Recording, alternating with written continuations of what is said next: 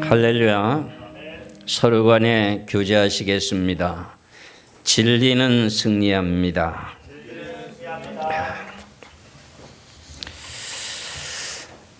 우리가 지금까지 요한계시록을 계속 이어오는 가운데 오늘 본문이라고 하는 계시록 7장 1절에서 8절까지의 말씀에 이스라엘의 14만 4천인의 비밀이라고 하는 내용으로 제목을 정해서 말씀을 드립니다.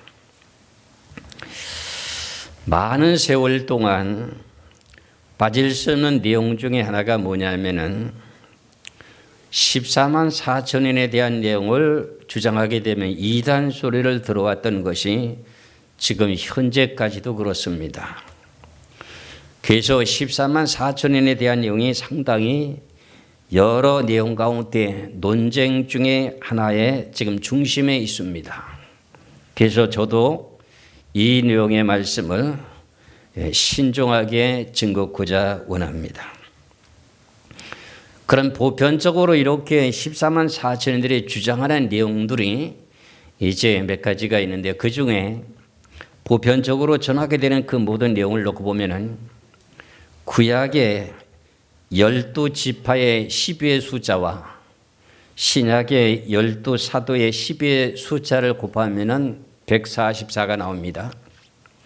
그러고 난 후에 1000이라고 하는 숫자를 곱하게 되게 되면 14만 4천인이라고 하는 숫자가 나오게 됩니다. 그래서 이것은 정한 숫자가 아니라 무한한 숫자다, 이렇게 주장하는 내용들이 지금 현재 많이 보편화되어 있습니다.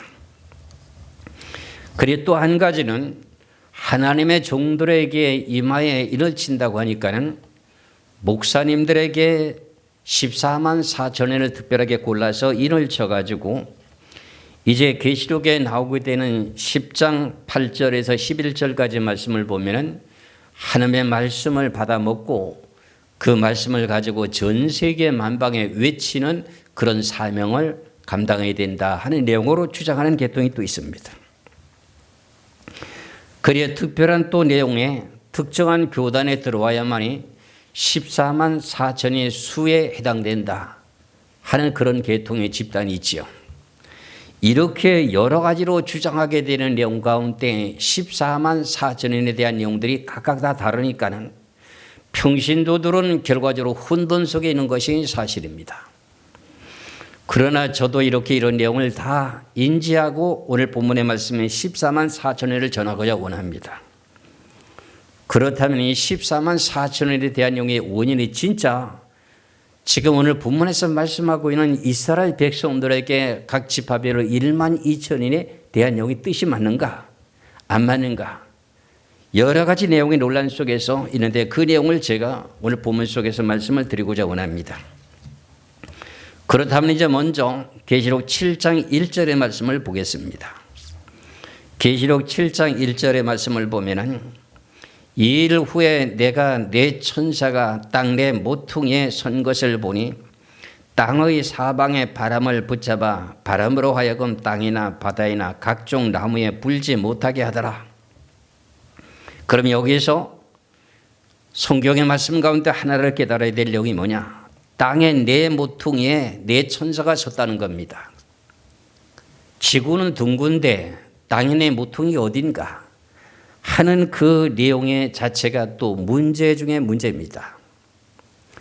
그래서 이 내용의 말씀을 성경을 통해서 말씀을 놓고 보면은 창세기 15장에서 하나님께서 아브라함에게 약속하셨던 내용이 있는데 그 약속한 내용의 위치가 어디냐 하면은 창세기 15장을 보시겠습니다. 18절에서부터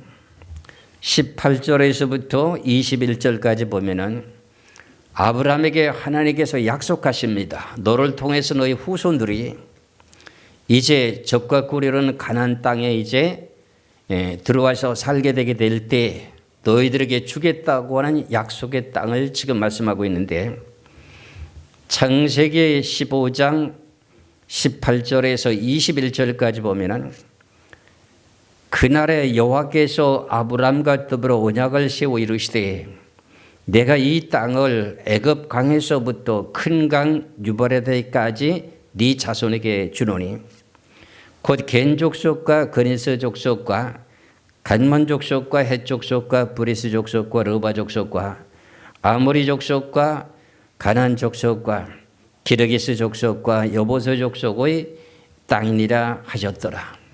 여기서 보면은 이스라엘 백성들이 아브라함의 후손들이 기근이 들어서 애굽 땅에 가서 430년 동안 머물다가 모세를 통해서 인도함을 받아가지고 모세는 이제 반석을 2번 친 것 때문에 가나안 땅을 못 들어가고 대신 여호수아에게 인도하기 때문에 여호수아가 지금 적과 꿀이라는 가나안 땅으로 이끌어 인도하는 겁니다. 그런데 그 땅을 주는데 약속한 땅의 경계가 어디냐? 애굽 강에서부터 유브라데 강까지. 그러면 오늘 본문이라고 하는 내용 가운데 계시록 7장 1절에 2일 후에 내가 내 천사가 땅 내 모퉁이에 선 것을 보니 했어. 그럼 내 천사가 땅에 내 모퉁이에 있었다고 하는 것이 어디냐면은 유브라데 강을 중심한 네 모퉁이를 말합니다. 그래 유브라데 강을 경계해 가지고 남쪽으로 2 모퉁이, 그리고 북쪽으로 2 모퉁이 이래서 네 천사가 한 자리에 서게 되는 내용을 말하게 되게 됩니다. 그러면 그 내용이 이면 목사 당신이 전한 것이 맞느냐? 이제 이렇게 말할 수도 있습니다. 그래서 먼저 그 내용을 확인하려면은 계시록 9장에 13절에서부터요. 계시록 9장 13절에서부터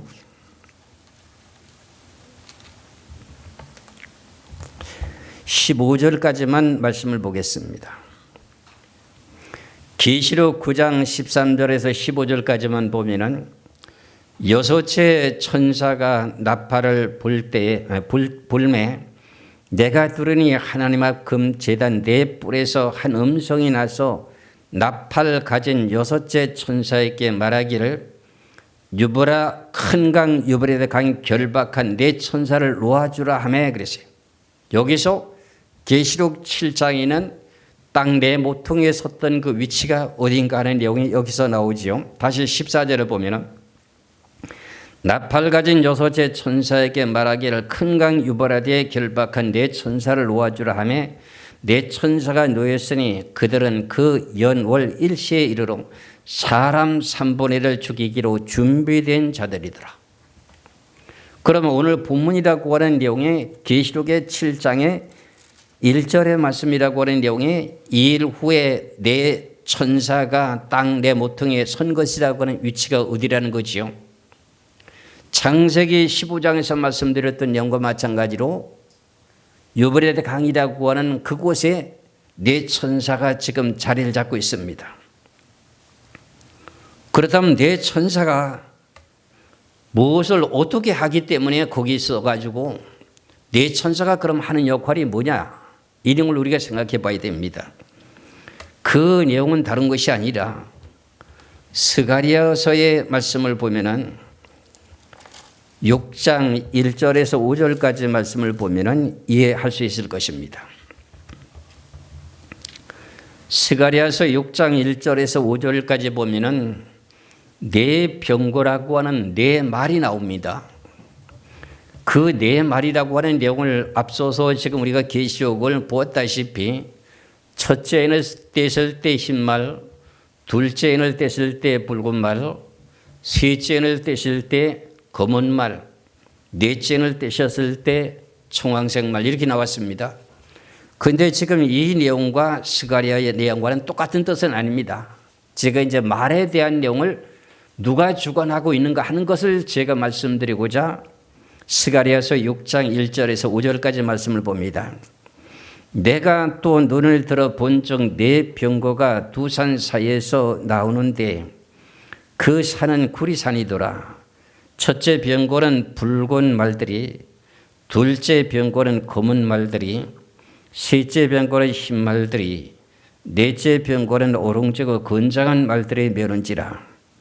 내가 내게 말하는 천사에게 물어 이르되 내 주여 이것들이 무엇이니까 하니 천사가 대답하여 이르되 이는 하늘의 네 바람인데 온 세상의 주 앞에 서 있다가 나가는 것이라 하더라. 이 네 말의 권세를 주관하고 있는 자가 있는데 그 주관하고 있는 것이 뭐냐? 천사가 주관하고 있다는 거예요. 하나님을 모시고 서 있다가 나가는 자들이더라. 이렇게 네 말에 대한 내용을 해석한 내용을 그렇게 말하고 있습니다. 그렇다면 오늘 본문이라고 하는 내용 가운데 계시록 7장 1절에 2일 후에 내가 내 천사가 땅 내 모퉁이에 선 것을 보니 땅의 사방에 바람을 붙잡아 바람으로 하여금 땅이나 바다이나 각종 나무에 불지 못하게 하더라고 하는 이 네 천사가 무슨 역할을 하는가 했더니 앞서서 계시록에서 6장에서부터 첫째인, 둘째인, 셋째, 넷째인까지 됐을 때 흰말과 붉은 말과 검은 말과 청황색 말이라고 하는 이 네 말을 네 천사가 주관하고 있다는 내용의 뜻이 되는 겁니다. 그래서 이 네 천사가 바람을 불지 못하게 한다고 하는데 바람이라고 하는 내용은 전쟁을 말하게 되는데 무슨 전쟁이냐? 앞서서 보았던 내용과 마찬가지로 계시록의 9장 13절에서부터 15절까지 말씀 가운데 유브라트 강에 결박했던 네 천사를 놓아주라고 하게 되면 전쟁이 시작되는데 그 전쟁은 무슨 전쟁이냐? 7년 환란 전 3년 반의 전쟁을 하지 못하게 지금 바람을 붙잡고 있는 내용이 계시록 7장입니다. 그렇다면 바람을 붙잡고 있게 된 동기는 뭐냐? 하나님께서 하시고자 원하는 계획이 먼저 이루어지고 난 후라야 이 바람을 불게 만들어줘 가지고 천사들이 바람을 불도록 허락해 가지고 어떻게 돼요? 전쟁을 하게 된다는 내용의 의미의 뜻이 되는 것입니다. 그러면 이제 네 말이라고 하는 네 말이 전쟁을 한다면 어떻게 전쟁을 할까 하는 것을 생각해 봐야 됩니다. 네 말이라면 네 말이 서로 간에 싸운다는 말이냐? 앞서서 제가 계시록에 대한 6장에서 첫째인을 떼실 때는 흰말이라고 말했지요. 흰말을 누구라고 말했습니까? 예수 그리스도의 권세라고 말했지요. 그럼 예수 그리스도는 어느 나라에서 태어났습니까? 이스라엘 나라에서 태어났잖아요. 유대 땅에서 태어났잖아요. 그리고 그 다음에 붉은 말이라고 하는 내용을 누굴 말했습니까? 공산주의 사상을 갖고 있는 러시아를 내가 말씀드렸었죠. 검은 말이라고 하는 계통은 누구라고 말했습니까? 이슬람 백성들이라고 하는 걸 말씀드렸었죠. 청황색 말이라고 하는 내용은 누구라고 했습니까? 미국이란 나라를 갖다 청황색 말이라고 했습니다. 그래서 제가 이 네 말의 권세에 대한 내용을 정확하게 알아야만이 계시록의 전체적인 중심에 대한 내용의 전쟁과 마지막에 7년 후 3년 반에 있게 될 내용을 정확하게 알 수 있다는 내용을 그래서 제가 말씀드린 겁니다. 그럼 이 네 말들이 네 천사가 네 말을 주관하고 있는 거야. 그러면 이 네 말들이 그럼 돈벌싸움을 하는 거냐? 아닙니다. 둘로다가 나눠줘 가지고 전쟁을 하게 될 내용을 에스겔서 21장에서 설명을 잘하고 있습니다. 에스겔서 21장 14절에서부터 17절까지 말씀을 보겠습니다. 에스겔서 21장 14절에서 17절까지 말씀을 보면은 그러므로 인자야 너는 예언하여 손뼉을 쳐서 칼로 두세 번 걷어씌우게 하라. 이 칼은 죽이는 칼이다. 사람들을 둘러싸고 죽이는 큰 칼이로다. 내가 그들이 낙담하여 많이 엎드러지게 하려고 그 모든 속물을 향하여 번쩍번쩍하는 칼을 세워 놓았도다. 오라 그 칼이 번개 같고 죽이기 위하여 날카로웠도다. 칼아 모이라.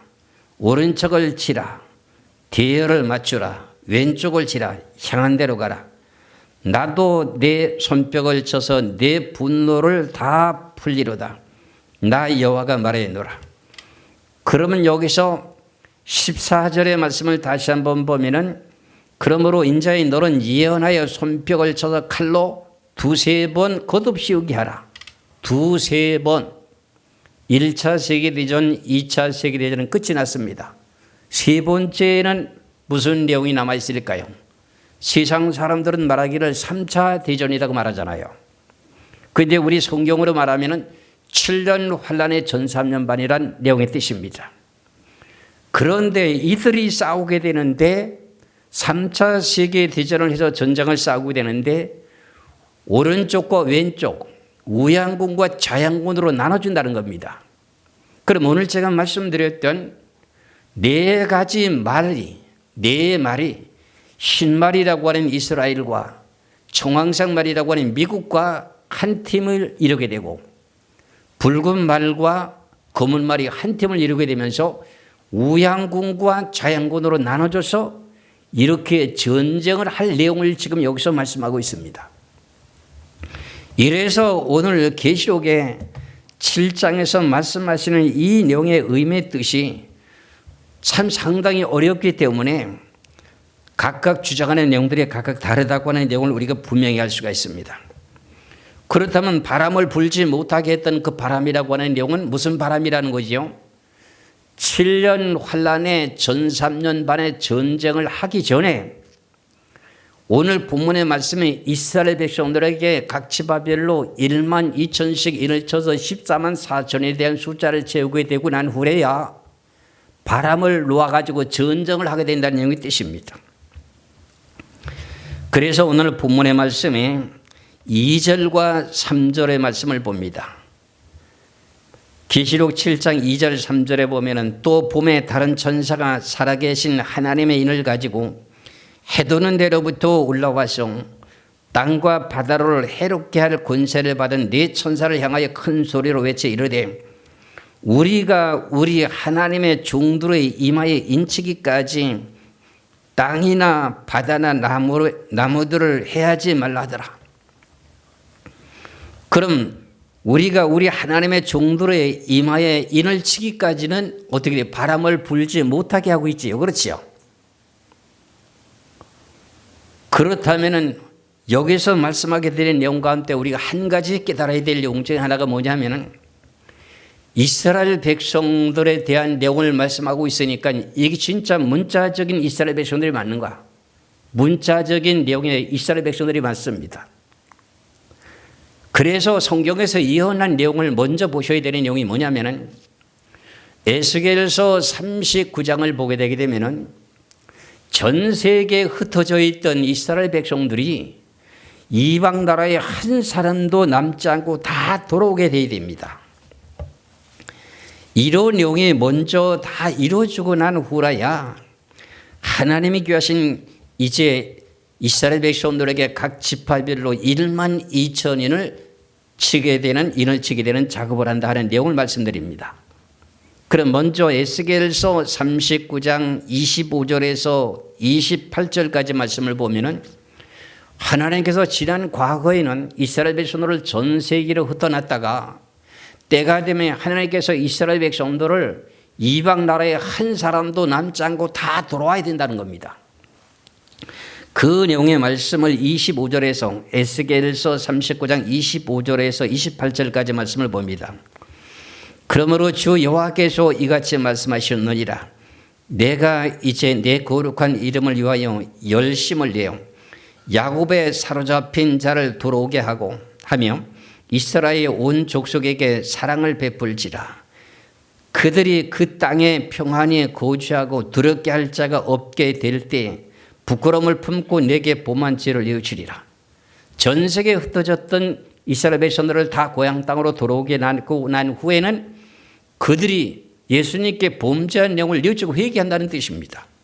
그러면서 27절에 내가 그들을 만민 중에서 돌아오게 하고 적국 중에서 모아내어서 많은 민족이 보는 데서 그로 말미암아 나의 거룩함을 나타낼 때라. 전에는 내가 그들을 사로잡혀 여러 나라에 이르게 하였거니와 후에는 내가 그들을 모아 고국 땅으로 돌아오게 하고 그 한 사람도 이방에 남기지 아니하리니 그들이 내가 여호와 자기들의 하나님인 줄을 알리라. 그럼 전 세계에 흩어졌던 이스라엘 백성들이 이방 나라에 한 사람도 남지 않고 고향 땅에 다 돌아온다는 겁니다. 이것이 이루어지는 동시에 이스라엘 백성들에게 1만 2천씩 각 지파별로 인을 치게 되는 용이 이루어져야 되는 것이 순서입니다. 그래서 다들 제가 이제 계시록을 여러 차례 전할 때마다 말씀드리는 내용이 뭐냐면은 그럼 7년 환란의 전쟁이 언제쯤 일어납니까? 하는 내용을 질문하는 분들이 너무너무 많았거든요. 그것은 전 세계 이스라엘 백성들이 흩어져 살고 있는데 그 백성들이 적과 꿀이 흐르는 가나안 땅으로 다 돌아오고 난 후라야 이루어진다. 쉽게 그렇게 말씀드렸습니다. 그러고 난 후에 다 들어오고 난 후에 무슨 일을 해야 되느냐? 이스라엘 백성들에게 각 지파별로다가 인을 쳐야 된다는 겁니다. 인을 쳐야 된다는 거예요. 그래서 오늘 본문의 말씀 속에서 3절의 말씀을 보면은 계시록 7장 3절에 이르되 우리가 우리 하나님의 종들로 임하여 인치기까지 땅이나 바다나 나무들을 해하지 말라 하더라 그랬어요. 그럼 여기서 우리가 우리 하나님의 종들로 인치기까지랍니다. 그럼 하나님의 종이라고 하면 우리가 머리에 선뜻 떠오르게 되는 내용이 뭐냐면은 목사님들을 생각하게 됩니다. 그런데 이 내용 때문에 소도에서 앞서서 말씀드린 것처럼 목사님들에게 특별하게 14만 4천에게 임하이다 인을 치고 그 다음에 이제 계시록의 10장의 말씀 속에서 어떻게 돼? 8절에 11절까지 하나님의 말씀을 먹고 전 세계 만방에 외쳐야 된다 하는 내용을 주장하는 계통이 있었다 그랬잖아요. 그렇게 전하신 내용이 있었거든요. 지금도 있습니다. 그런데 여기서 하나님의 종들이라고 하는 것을 먼저 확인하면 그런 말이 잘못된 것인지 바른지를 알 수가 있는 거죠. 여기서 하나님의 종들이라고 하는 내용 자체는 다른 것이 아니라 이스라엘 백성들을 보고 전체를 보고 하나님의 종들이라고 합니다. 그 내용의 말씀을 레위기 25장을 보시겠습니다. 레위기 25장 제일 마지막 절이라고 하는 55절에 보면은 이스라엘 백성들을 보고 하나님의 종이라고 말합니다. 나의 종이나 하나님의 종이나 똑같은 말이거든요. 그래서 레위기 25장 55절의 말씀을 보겠습니다. 이스라엘 자손은 나의 종들이 됩니다. 그들은 내가 애굽 땅에서 인도하여 낸 내 종이요 나는 너의 하나님 여호와니라. 그러면 우리가 우리 하나님의 종들에 임하여 인치기까지 했던 그 종들이라고 하는 것은 누구라는 내용이 뜻이 되는 거지요. 우리가 하나님의 종들에 임하여 인을 친다고 하는데 이 내용은 누구에게 인을 친다는 거예요. 우리 지금 이렇게 신약에 목사 안수를 받은 목사님들에게 인을 친다는 내용이 뜻입니까? 이스라엘 백성들에게 친다는 소리입니까? 이스라엘 백성들에게 인을 친다는 소리입니다. 왜? 이스라엘 백성들은 아직까지도 예수를 부인하고 있는 사람들이 너무너무 많습니다. 한국에서 이제 전도를 하러 이스라엘 땅에 가서 몇 사람 정도 이제 전도가 돼가지고 예수를 믿는 사람들이 있습니다만 아직도 대부분이 다 아직도 메시아가 와야 되고 요셉의 목수의 아들이라고 하는 나사렛 예수라고 하는 그 사람은 결과적으로 메시아라고 하는 것을 인정하지 않고 있습니다. 그렇기 때문에 하나님께서 이스라엘 백성들에게 인을 치게 되는 내용은 예수를 모르는 가운데 있는 사람에게 예수를 믿는 믿음을 가지고 받아들인 자에게 인을 친다는 내용의 뜻이지 목사님들은 이미 인을 친 바가 되어 있습니다. 예수를 믿고 신학교를 거쳐서 목사 안수를 받았기 때문에 벌써 인을 받았습니다. 신약의 우리 목사님들은. 그럼 그 내용과는 차이가 나는 거죠. 그렇다면 이런 내용 가운데 우리가 성경에서 말씀하고 있는 내용 가운데 우리가 예수를 그런 믿을지 우리는 불신자였을 때 교회를 나와서 예수를 믿는 믿음을 가지게 될 때 우리들에게 성령의 인을 임하이다 인침을 받습니까? 안 받습니까? 인침을 받게 되죠. 그 내용의 말씀을 우리가 성경에서 말씀하시는 에베소서 1장 13절의 말씀을 보겠습니다. 뭐 다른 곳에도 있습니다만 에베소서 1장 13절의 말씀을 보시면은 그 안에서 예수 그리스도 안에서 너희도 진리의 말씀 곧 너희의 구원의 복음을 듣고 그 안에서 또한 믿어 약속의 성령으로 인침을 받았으니 그랬어요. 그럼 여기에서 인침을 받았다고 하는 내용이 어디에다가 인침을 받았다는 거지요? 이마에 인침을 받았다는 내용이 뜻 아니겠습니까? 그럼 이와 마찬가지로 우리는 성경의 말씀 속에서 모든 내용을 성경을 바르게 분별하게 되게 되면 결과적으로 어떻게 돼요? 우리가 예수 그리스도를 마음으로 믿는 믿음을 가지게 됨으로 말미암아서 어떻게 돼요? 예수 그리스도의 성령의 영이 마음속에 들어오게 되고 그 내용 자체가 결과적으로 이마에다가 인친 내용의 보증서라는 겁니다. 보증서. 그게 성경에서 그렇게 말씀하고 있습니다. 이제 성경의 말씀에 고린도후서 1장 22절도 한번 보시겠습니다. 고린도후서 1장 22절에 그가 또한 우리에게 인치시고 보증으로 우리 마음에 성령을 주셨느니라. 우리가 예수 그리스도를 믿는 믿음을 가지게 되므로 내 마음속에 성령이 임재하게 되는 내용을 체험하게 됩니다. 마음이 심령이 변화가 이루어집니다. 그렇다면 그 다음에 나에게는 어떤 일을 했는가? 나도 모르게 이마에다가 성령이 이마에다가 천사가 와서 인을 쳤다는 겁니다. 너는 하나님의 백성이요. 너는 하나님의 백성이라 인을 쳐놨다는 겁니다. 그것을 갖다가 하기 위해서는 이스라엘 백성들에게 전 세계에 흩어졌던 그 디아포로서 그 모든 백성들이 고향 땅이 다 돌아와가지고 어떻게 돼요? 예수를 믿는 사람들의 그러면 먼저 해 뜨는 데서부터 복음을 전하러 이스라엘 나라 땅에 가야 되겠죠. 그렇지요. 그런 내용 가운데서 오늘 본문의 말씀에서 계시록 7장 2절서부터 3절로 다시 한번 연결해서 말씀을 보겠습니다. 계시록 7장 2절에 3절까지 또 봄에 다른 천사가 살아계신 하나님의 인을 가지고 인을 치는 건 누가 치는 거지요? 천사가 친다고 되어 있죠. 그렇죠? 그 살아계신 하나님의 인을 가지고 해도는 데로부터 올라와서 땅과 바다를 해롭게 할 권세를 받은 네 천사를 향하여 큰 소리로 외쳐 이르되 우리가 우리 하나님의 종도를 이마에 인치기까지 그랬어요. 그러면은 인을 치는 거는 누가 친다는 거지요? 천사가요. 복음은 누가 전한다는 거지요? 해 도는 데로부터 올라오는 사람이 해가 뜨는 곳에서 이스라엘 나라 땅으로 가서 복음을 전한다는 겁니다. 그 나라의 땅이 어디일까요? 대한민국이 될 수 있잖아요. 그렇지요.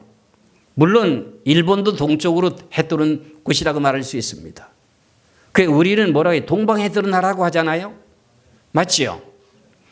그래서 전 세계가 기독교가 전부 다가 세속화되는 가운데 대한민국 남한만이라도 그래도 하나님 뜻대로 살고 원하는 백성들이 살고 있는 나라가 대한민국입니다. 그런 내용의 소망이 여기 있다는 내용의 뜻입니다. 그럼 복음을 전하기 위해는 복음을 전하는 사람이 가야 그 다음에 무슨 일을 할 수가 있을까요? 천사가 따라가면서 뭘 해야 돼요? 인을 쳐야 되겠죠. 인을. 그렇지요. 그 내용의 말씀을 구약에서 기록된 내용의 말씀을 한번 보시겠습니다. 구약에 에스겔서 9장의 말씀을 보면은 제가 말씀드린 내용을 좀 이해가 더 쉬울 것입니다.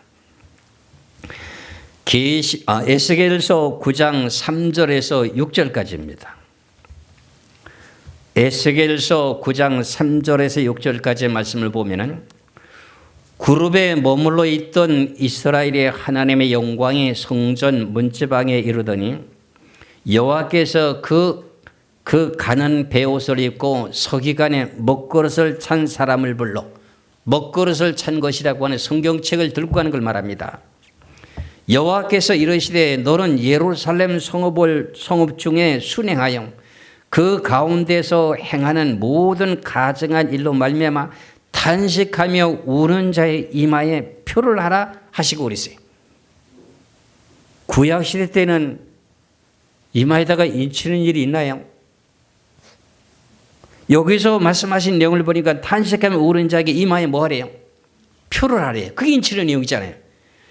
표를 그리라 하시고 그들에게 대하여 내 귀에 이르시되 너희는 그를 따라서 성읍 중에 다니며 불쌍히 여기지 말며 그 다음에 긍휼을 베풀지 말고 쳐서 늙은 자와 젊은 자와 처녀와 어린아이와 여자를 다 죽이되 이마에 표 있는 자에게는 가까이 하지 말라. 내 송소에서 시작할지니라 하시며 그들의 성전 앞에 있는 늙은 자로부터 시작하더라. 이와 마찬가지로 요년 내가 비유로 말씀드린 내용이 오늘 본문에 대한 내용이 해두는 대로부터 올라가는 내용이 뭐냐? 이스라엘 나라 땅에 올라가는 땅입니다. 그래, 먹그릇을 차고 가야 되겠죠. 먹그릇을 차고 가서 외치고 증거하게 되면 당신들이 십자가에 못 박혀 죽였던 그분, 요셉의 목수의 아들이라는 나사렛 예수가 당신이 기다리는 메시아였어. 그분이 이제 곧 오셔야 돼. 오시게 될 거야. 그럴 때 그렇게 복음을 외치고 증거하면 탄식하며 울게 될 때 그들에게 뭐 한다는 거지요? 우리가 우리 하나님 종들의 임하에다 일을 친다는 거야. 그 내용의 작업을 하는 내용 자체가 오늘 본문이라는 거야. 그런데 여기서 하나님의 종들이라고 하는 내용을 누구라고 했어요? 누구라고 했어요? 이스라엘 백성들이 하나님의 종이라는 거예요. 그렇잖아요. 그래서 오늘 본문의 말씀에 4절에서부터 몇 절까지 말씀을 보냐면 8절까지 말씀을 봅니다. 계시록 7장 4절에서부터 8절까지입니다. 내가 인침을 받은 자의 수를 들으니 이스라엘 자손의 각 지파 중에서 인침을 받은 자들이 14만 4천이니 유다 지파 중에서 인침을 받은 자가 1만 2천이요 루벤 지파 중에서 1만 2천이요 갓 지파 중에 1만 2천이요 아셀 지파 중에서 1만 2천이요 납달리 지파 중에서 1만 2천이요 므낫세 지파 중에서 1만 2천이요 시몬 지파 중에서 1만 2천이요 네 지파 중에 1만 2천이요 이사갈 지파 중에 1만 2천이요 스불론 지파 중에서 1만 2천이요 요셉 지파 중에서 1만 2천이요 베냐민 지파 중에 인침을 받은 자가 1만 2천이라. 그 전체 몇 명이지요? 14만 4천이라는 거예요. 그렇다면 이들에게 왜 1만 2천만 칠까요? 이 내용이 오해가 되는 내용이 뭐냐면은 그럼 이스라엘 백성들에게 1만 2천씩 각 지파별로 쳐가지고 14만 4천 밖에 구원을 못 받느냐? 이게 의문이 되는 거예요. 이게 문제가 되기 때문에 보편적으로 구약의 야곱의 12지파의 12숫자, 신약의 12사도의 12 숫자를 곱한 144에다가 1000을 곱해가지고 14만 4천을 곱해버리니까 14만 4천이 나온다는 거야. 이렇게 계산해서 나온 내용이 자체가 맞는 것인가 틀린 것인가를 한번 생각해 보자 그런 말이에요. 그럼 1만 2천씩 치게 되는 동기가 뭐냐? 우리가 구약시대 때 다윗 왕이 하나님을 섬기기 위해서 레위 지파들 가운데 24반열을 나눠가지고 계속 돌아가면서 하나님을 찬송하기 위해서 그렇게 찬송하는 사람들을 24반열을 나눠서 찬송하게 만들었던 내용들이 있었죠. 그렇죠? 그럼 이 지파들이라고는 1만 2천의 숫자는 분명히 있어야 될 내용이 뭐냐? 하늘 날아가서 영원토록 하나님을 섬기기 위해서는 반열로 돌아가면서 찬송을 해야 되기 때문에 이렇게 한다는 거예요. 이게 근본적인 목적이에요. 그렇다면 이 사람들만 그러면 이스라엘 백성들 중에 1만 2천씩 해가지고 12지파를 했으니까 14만 4천이면 구원받느냐? 아닙니다.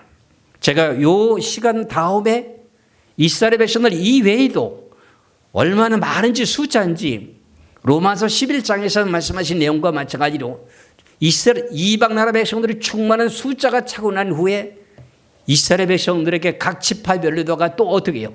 숫자를 채우게 되는 숫자가 너무너무 많습니다. 그런 내용을 모르다 보니까 이런 문제가 생겼는데 이것을 오늘 본문에서 말씀을 드리고 난 후에 다음 시간에 연결돼서 그 내용을 말씀드릴 것입니다.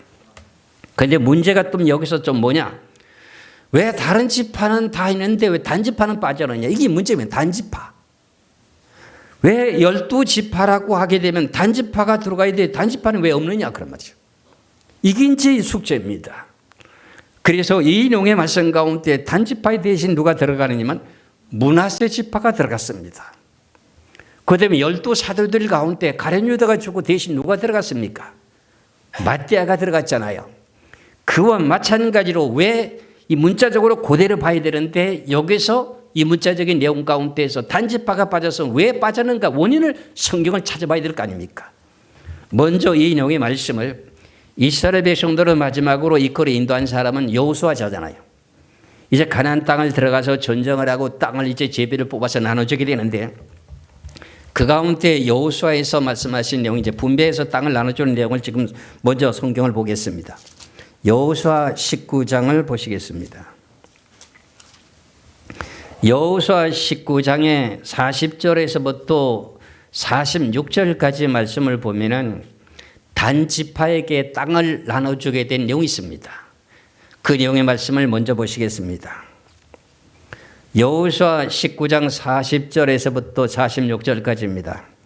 일곱째로 단 자손의 지파를 위하여 그들의 가족대로 제비를 뽑았으니 그들의 기업의 지역은 소라와 에스다울과 예르세메스와 살리민과 아얄론과 그다음에 아드라와 엘론과 딥나와 에그론과 그다음에 엘드게와 기브돈과 발랏과 여욱과 부네브락과 가드와 림몬과 메알론과 그리고 락곤과 요빠 맞은편 경계까지다. 그럼 이 내용이 몇 개 지역이냐면 19개 성읍에 대한 내용을 제비를 뽑아서 여호수아가 단지파에게 나눠줬습니다. 근데 단지파에 나눠주는데 이 땅의 지역에 있는 사람들이 적과 꿀이 흐르는 가나안 땅을 침범해서 들어가게 되면 그 지역의 사람들이 살고 있었어요? 안 살고 있었어요? 살고 있었거든요. 그럼 이 지역에 살고 있는 사람들을 쫓아내고 그 땅을 갖다가 단지파에 너희들이 기업으로 삼으라고 했는데 단지파가 이 지역에 있는 사람들의 아모리 족속들의 백성들을 이기지 못하고 도리어 어떻게 되냐면 이제 산에 쫓겨 올라가가지고 어떻게 해요? 아모리 사람들에게 쫓겨 올라가고 이기지 못하는 거야. 이 내용을 좀 성경을 건너뛰어가지고 사사기 1장 34절의 말씀을 보시겠습니다. 사사기 1장 34절에 보면은 아모리 족속의 단 자손을 산지로 몰아놓고 골짜기에 내려오기를 용납하지 아니하였으며 그러죠. 그러니까 19성읍을 나눠줬던 그 땅을 그들과 싸워서 이겨야 되는데 이기지 못하는데 그 자리 지역이 누구의 계통이냐? 아모리 족속의 계통이에요. 그 백성들이 단지파를 어떻게 산지로 도망가게 만들어갖고 골짜기로 내려오지도 못하겠어. 그리고 땅을 차지해서 살 수가 있어요? 없어요? 살 수가 없게 되죠. 그렇지요. 그러다 보니까 시간이 흘러가지고 이제 계속 성경을 보다 보니까 어떻게 돼요? 사사기 18장을 놓고 보니까요. 이때까지도 아직도 단지파는 땅을 분배받지 못하고 있는 거예요. 그 내용의 말씀을 이제 사사기 18장 1절의 말씀을 보겠습니다. 1절의 말씀. 사사기 18장 1절에. 그때에 이스라엘의 왕이 없었고 단지파는 그때 거주할 기업의 땅을 구하는 중이었으니 이는 그들이 이스라엘 지파 중에서 그때까지 기업을 분배받지 못했습니다. 분배는 이미 여호수아를 통해서 받았잖아요. 근데 그 땅을 차지해서 나눠진 자리를 못 정했다는 거예요. 그래서 이 내용을 갖다가 2절서부터 쭉 연결해서 보면은요, 어느 지역에 가서 땅을 차지하게 되는가 하는 내용 자체는요, 단지파가 저 북쪽이라고 하는 북쪽 지역의 라이스라고 하는 성을 가서 침범해서 거기 가서 단지파가 자리 잡게 되는 내용을 이제 성경에 기록되어 있는 게 사사기 18장 전체입니다. 그런데 중간에 대한 내용은요, 집에 가서 좀 보시고요.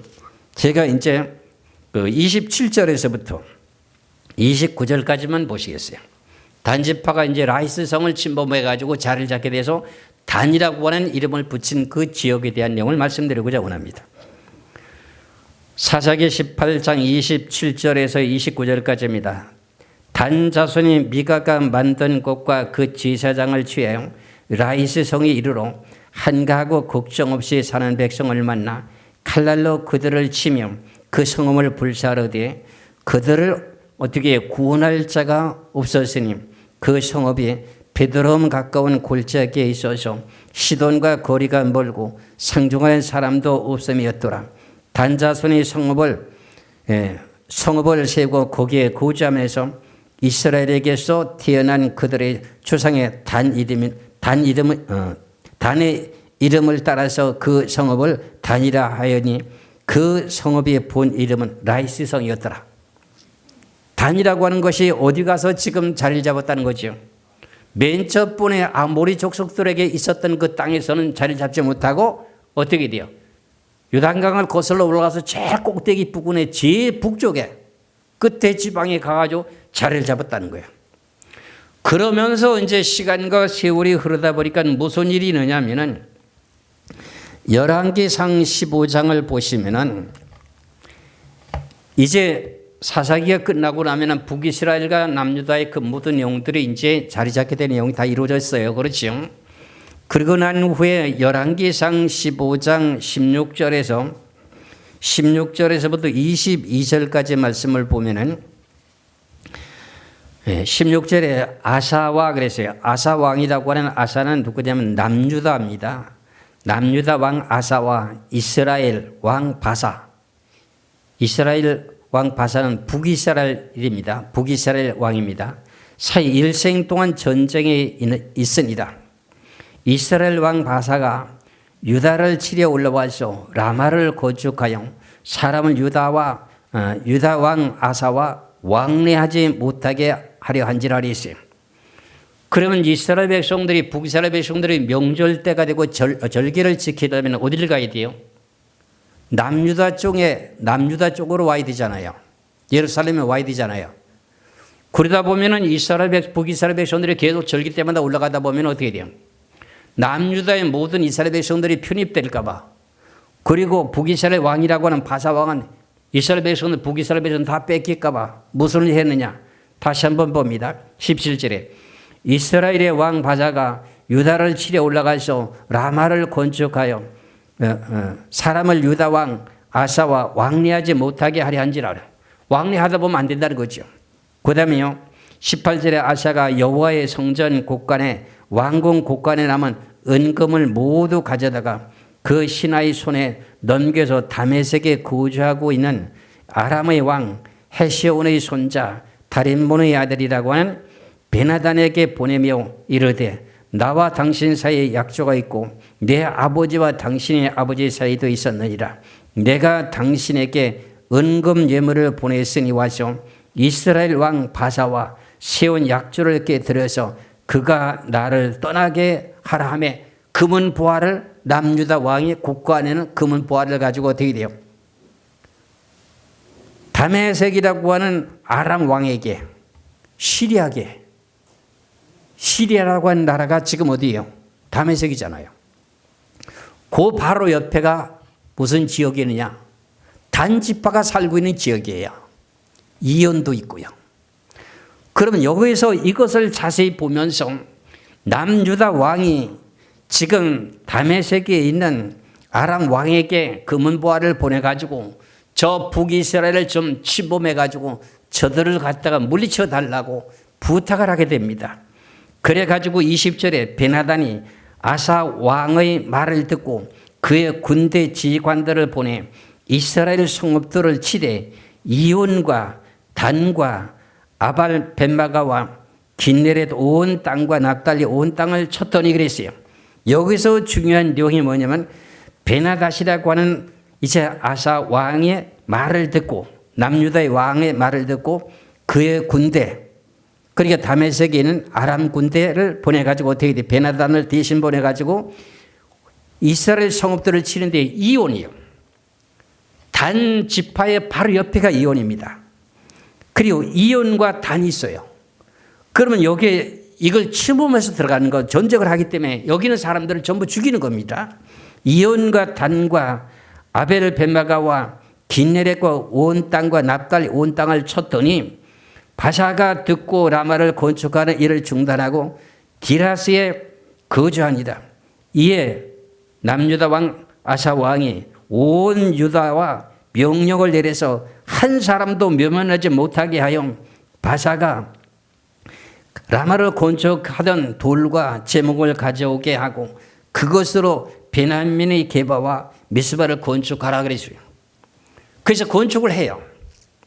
그럼 여기서 가장 중요한 내용이 지도를 펼쳐놓고 보셔야 되는데 지금 다메섹이라고 하는 시리아가 시리아의 나라에 베나다니스라는 한 사람이 군대 장관을 통해 가지고 전쟁을 해서 지금 침범해서 들어오는데 바로 이온과 단이라고 하는 지역을 거기 치고 들어와야 됩니다. 그런데 여기서 전쟁에서 무슨 일이 벌어지는가 하는 내용의 원인을 찾아야 되는데 단지파가 몰살을 했다는 뜻입니다. 멸망을 당했다는 뜻입니다. 왜 그러냐 하면은 여기서 말씀하신 내용 가운데 22절에 보면은 이에 남유다 아사 왕이 온 유다에 명령을 내려서 한 사람도 모면하지 못하게 하여 바사가 라마를 건축하던 돌과 제목을 가져오게 하고 그것으로 베냐민의 게바와 미스바를 건축하였더라. 이렇게 되어 있습니다. 이 내용 가운데 단지파만이 인종이 전체적으로 멸망당한 거야. 그 내용의 근거가 어디에 나오느냐 하면 열왕기하 15장에 나옵니다. 열왕기하 15장에 29절의 한 절을 놓고 보면은 열왕기하 15장 29절의 말씀을 봅니다.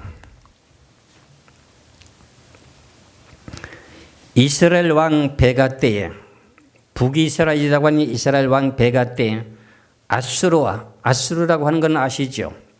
지금으로 말하면 이라크죠. 그렇죠? 앞서서 열왕기상 15장에서는 어느 나라라 그랬지요? 시리아 나라였지요. 여기는 세월이 좀 흐르고 난 후에 이스라엘 왕 베가 때에 아수르 왕 디글랏 빌레셀이 와서 이온과 아벨 벳마가와 야나와 게데스와 하솔과 기르앗과 길르기야와 납달리아 온 땅을 점령하고 그 백성을 사로잡아 아수르로 어떻게 옮겨갔어요. 그런데 여기에서는 뭐가 없어요? 이온이라고 하는 지역이 있었지요. 11개 상에서 15장에서. 근데 이온 바로 옆에가 단지파가 있으니 여기는 단이 없어졌어요. 단이라고 하는 사람이 없어요. 단이라는 지역이 멸망받았다는 그런 뜻입니다. 그 단이 없고 아벨 벳마가와 그다음에 아벨 벳마가와 그다음에 야노아와 게데스와 하솔과 길르앗과 갈릴리와 납달리 온 땅을 점령하고 그 백성들을 사로잡아 아수르로 끌고 가서 사로잡아서 끌고 가는데 단지파의 사람은 없어. 단지파가 없어. 이온 바로 다음에가 단이거든요. 앞서서 11개 상에서 보셨잖아요. 11개 상 15장에서 봤을 때 이온과 단과 그게 나왔었잖아요. 그렇잖아요. 그런데 여기서는 지금 이온이라고 하는 것과 이온은 그대로 살아있는 시족이 남았는데 단이라고 하는 내용은 없어요. 다시 한번 볼까요? 다시 한번 11개상 20장을 보시겠어요. 11개상 20장을 보면은 베나닷이 와서 왕의 말을 듣고 그의 군대 지휘관들을 보내 이스라엘 성읍들을 치되 이온과 그다음에 뭐예요? 단이지요. 그다음에 아벨 벳마가와 그랬죠. 기네렛과 온 땅 납달리 온 땅을 쳤다겠죠. 그런데 여기는 단지파가 있는데 이온 다음에 단이라고 한 것이 있는데 단지파가 여기 나왔는데 열왕기하 15장의 29절에는 그다음에 이온과 단이 없어요. 그 나머지 사람들은 아벨 벳마가와 야나와 게데스와 하솔과 기르앗과 그다음에 갈릴리와 납달리 온 땅을 점령하고 그 백성들을 사로잡아서 아수르로 옮겨가서 끌고 가는데 단지파의 백성은 없어졌어. 끌고 갈 사람이 없어. 그 단지파가 11개상 15장에서 멸망을 당했다는 뜻이잖아요. 그래서 오늘 계시록에 있게 되는 내용 가운데 7장에서 말씀드린 내용 가운데 단지파가 빠진 내용의 원인이 이 내용이라고 하는 말씀밖에는 더 이상 말씀드릴 게 없어요. 그래서 어떤 사람들이 아직 단지파가 살아있다고 하는데 제가 몇 년 전에는 그 기억이 안 나는데 단지파에 대한 내용을 이걸 역사적인 내용을 잘 아시는 분인 것 같아요. 그래서 온 지구를 다니면서 단지파가 살아있는 시족을 갖다가 찾고자 원했는데 그게 CBS 방송국에 나온 걸 내가 보면서 저 그때 당시에 계시록 계속 연구하고 그런 걸 찾았기 때문에 그게 귀에 저한테 쏙 들어왔거든요. 전 지역을 다니면서 지구를 돌아다녀봐도 단지파가 살아있는 지역이 없다고 하는 내용을 발견하더라고요. 맞다. 성경에 기록된 내용이 그렇게 돼 있으니 그것을 믿는 것이 성경에 대한 내용의 진리를 믿는 것이 믿음이다 하는 것을 깨달으셔야 됩니다. 그래서 오늘 본문이라고 하는 내용 가운데 이제 계시록 7장 5절에서부터 8절까지 보면 모든 지파들의 수는 다 있는데 단지파가 없어. 대신 누구를 대신 집어넣으니까 므낫세 지파를 갖다 집어넣어서 12지파를 만들었어. 그러다 보니까 다른 사람들이 또 왜 루벤 지파가 맞은데 왜 유다가 먼저 이러냐, 이런 내용을 갖고도 트집 잡는 사람이 있습니다. 인침을 받는 사람의 숫자가 많고 먼저 이렇게 회개했을 경우에는 어떻게 돼요? 회개를 먼저 한 사람이 결과적으로 순서적으로 유다 지파가 먼저 1만 2천인 인침을 받았다 이렇게 생각하면 그 여기 뭐 오해될 게 뭐 있습니까? 이해하시겠지요?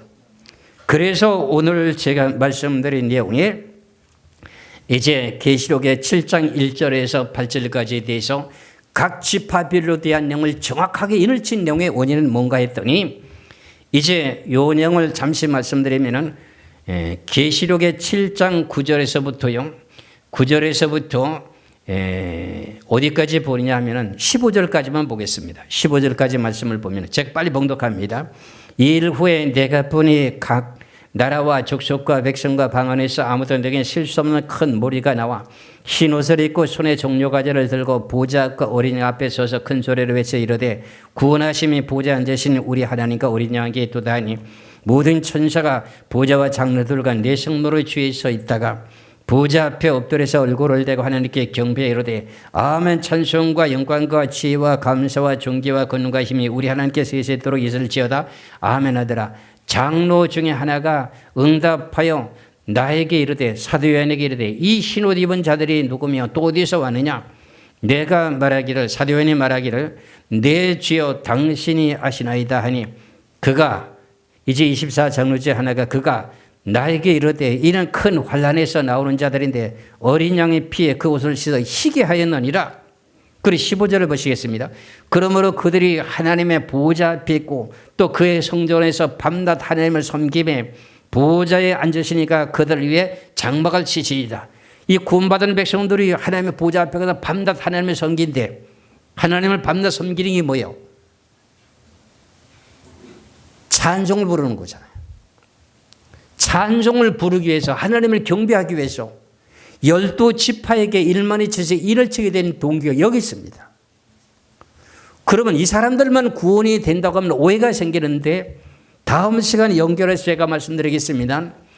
이 사람들은 환난 전에 인을 치는 것이고 환난의 끝이 나고 난 후에 예수 그리스도께서 공중에 나타나실 그때에 이제 나머지 백성들이 구원받게 되는 내용을 제가 지금 요 다음 시간에 말씀드리게 되면 오해가 다 풀릴 것입니다. 그래서 14만 4천일이라고 하는 내용 자체를 지금 이해가 갈 줄로 믿습니다. 그래서 오늘 주신 말씀을 잘 기억하시고 이거 아주 난제 중에 난제입니다. 이것 때문에 이단 소리 많이 듣거든요. 저도 이단 소리 듣기 싫어가지고 이만큼 파헤치고 파헤친 내용 중에 이겁니다. 그래서 그러면은 다음 시간에는 이 외에 14만 4천 이외에도 많은 사람들이 구원받는다고 하는 내용을 말씀을 연결해서 드리기로 하겠습니다. 기도하겠습니다.